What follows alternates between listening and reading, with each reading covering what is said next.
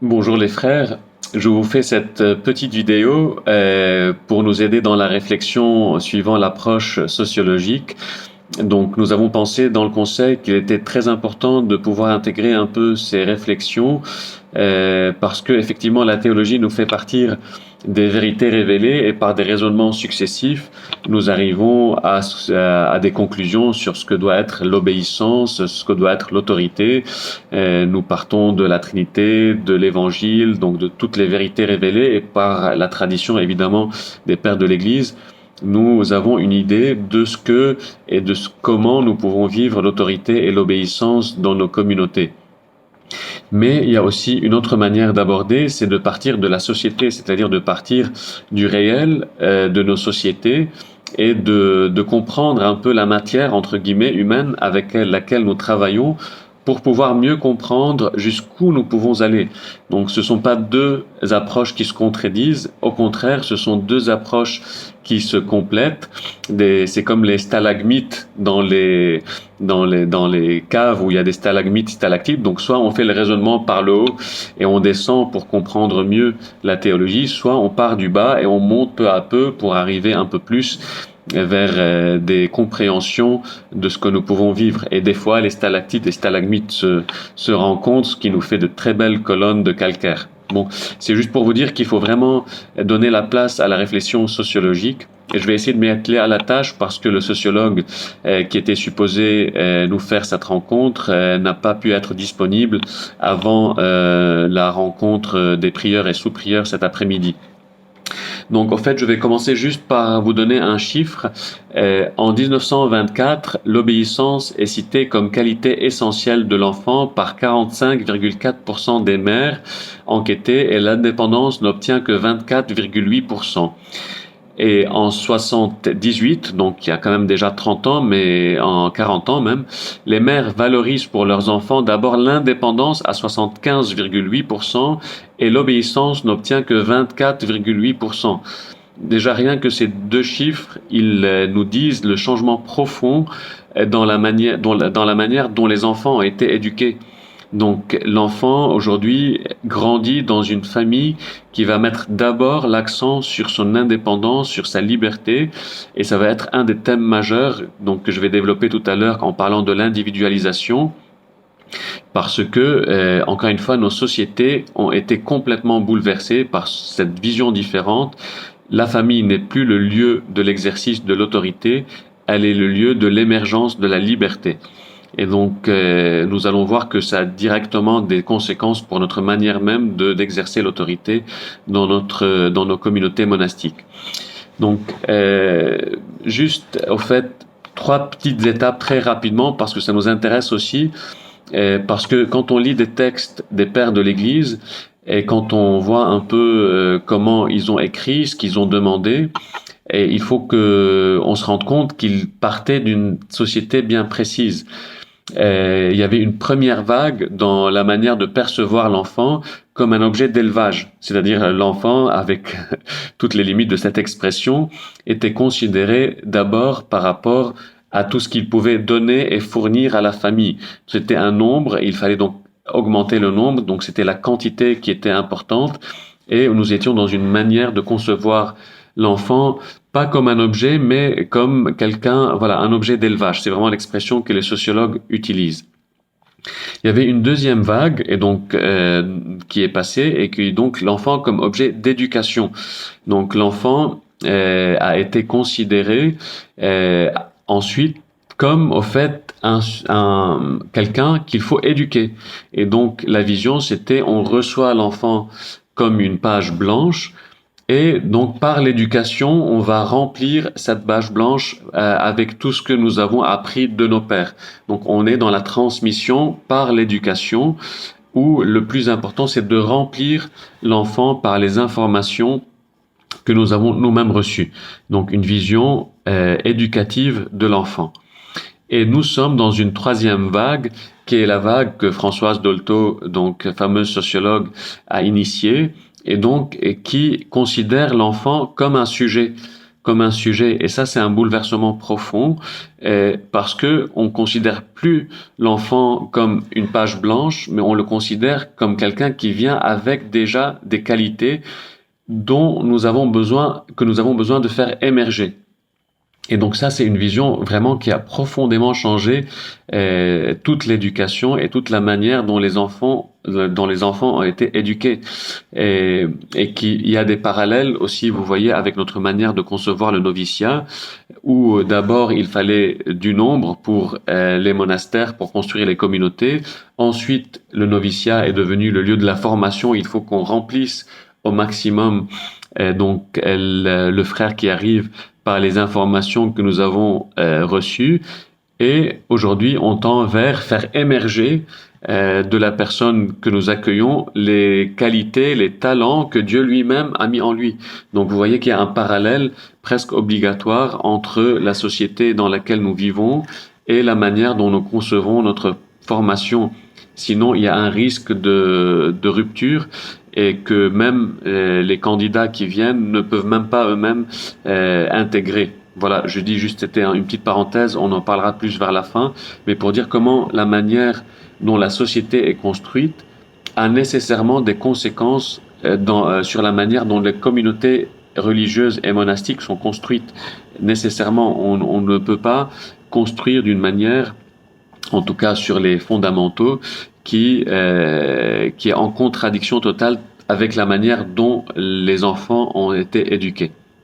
Voilà, donc 3 vagues: objet d'élevage, objet d'éducation et sujet. Alors, je vais juste parler surtout maintenant d'un point très important qui sera un peu le cœur de ce regard sociologique, c'est que nous sommes dans des sociétés modernes. Donc les sociétés modernes, l'Église a beaucoup essayé de résister à la modernité, et puis on s'est rendu compte que, au fait, c'est peut-être mieux de la transformer. Voilà, c'est toujours un peu le défi de l'Église, c'est de pas s'opposer, mais de transformer pour aller encore plus loin. Donc la société est moderne, c'est un fait, et la modernité, au fait, elle se définit quelque part par un refus de la tradition. C'est vraiment un peu le point le plus, disons, spécifique de la modernité, qui a plusieurs facettes, mais une société est moderne quand elle se détraditionnalise. Voilà, donc une société est moderne quand elle se détraditionnalise, et donc c'est vraiment le point de basculement pour rentrer dans la modernité, c'est quand il y a une remise en question des traditions. Donc, mais il y a beaucoup de facettes pour la modernité: la globalisation, l'urbanisation, la technologisation, l'industrialisation, la diversification, la spécialisation. Donc, ce sont toutes des facettes qui se nourrissent les unes des autres dans une société moderne. Mais le fait est que nous sommes dans une société moderne, donc dans une société qui remet en question la tradition, et qui de fait remet en question l'autorité, parce que ce qui perpétue la tradition, c'est l'autorité. Donc nous sommes en tout cas dans des sociétés qui sont dans une remise en question en même temps de la tradition et en même temps de l'autorité. Mais le point le plus important de cette modernité, c'est ce culte de l'individu. C'est Durkheim, donc un des grands sociologues, père fondateur de la sociologie, qui a parlé du culte de l'individu, et qu'il faut tout de suite ne pas confondre avec égoïsme, égocentrisme, individualisme. L'individualisation, c'est pas l'individualisme, c'est pas du tout la même chose, mais au contraire, c'est quelque chose qui nous concerne tous, parce que nous sommes baignés dans une conscience individuelle. Nous sommes tous conscients que nous sommes des individus. Et ça, c'est quelque chose d'extrêmement nouveau, même si nous l'avons intégré très probablement dans notre manière de faire. Mais il faut se rendre compte que être des individus, c'est un phénomène très nouveau, qui date évidemment de quelques siècles, mais qui a pris une ampleur de masse depuis quelques décennies seulement. Donc l'individu, la valeur centrale de nos sociétés, c'est l'individu, ce n'est plus la communauté. Et donc, et ça, je vous dis juste très rapidement, ce sentiment d'individualisation, il est une conséquence de la globalisation, bizarrement, parce que plus on appartient à des communautés grandes, plus le sentiment d'appartenance devient faible. Donc du coup, l'individualisation est aussi une conséquence de la globalisation. Nous ne sommes plus français, nous ne sommes plus parisiens, nous sommes des individus appartenant à un monde. Et donc, ça, c'est très important de l'intégrer. Un individu des sociétés modernes se pense d'abord comme un individu et pas comme quelqu'un qui appartient à une communauté.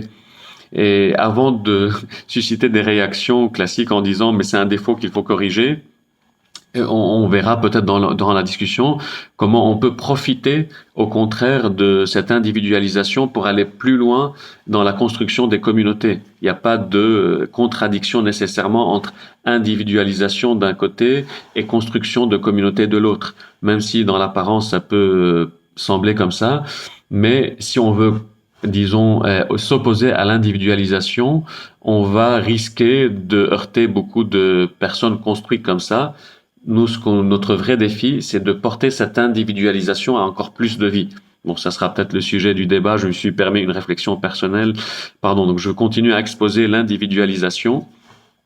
Donc, et donc du coup, c'est quelque chose de très caractéristique aussi. Donc, la globalisation d'un côté et l'urbanisation.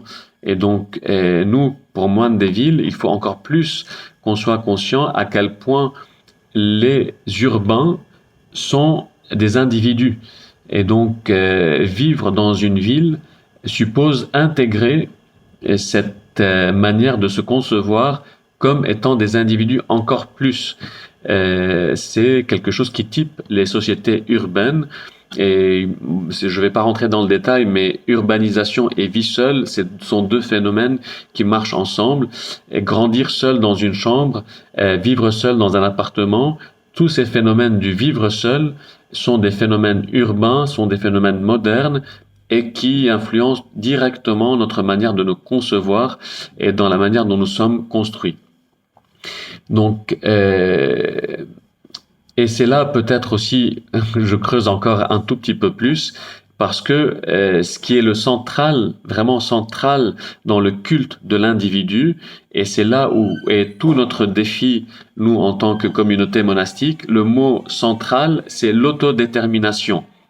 C'est-à-dire, l'individu exige le droit à l'autodétermination. C'est une responsabilité, c'est angoissant, mais l'individu a besoin de s'autodéterminer.